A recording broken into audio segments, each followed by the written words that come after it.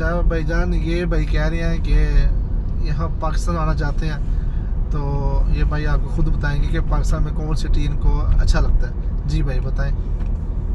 मलाई सबैभन्दा राम्रो पाकिस्तानको सियालकोट शहर सबसे अच्छा है। ये हमको मालूम है, हम नेट में देखे थे। ये हमको घूमने में बहुत तमन्ना है। देखो समय मिलेगा तो हम भाई के साथ ज़रूर जाएंगे हम पाकिस्तान, क्योंकि पाकिस्तान के सियालकोट जगह शहर बहुत अच्छा ठाव है। ये घूमने हम बहुत बहुत तो भाई जल्दी आप जाएंगे। आपको कैसे पता है कि ये सियालकोट बहुत अच्छा है?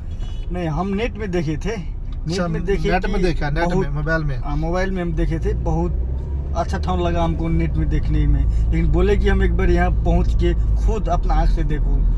तो आप है वैसे नेपाल की हैं? हाँ, मेरा घर नेपाल है। अच्छा, आपका घर नेपाल में है। Yes. तो दुबई में कब से काम कर रहे हैं? दुबई में हो गया हमारा 5-6 महीना हो गया।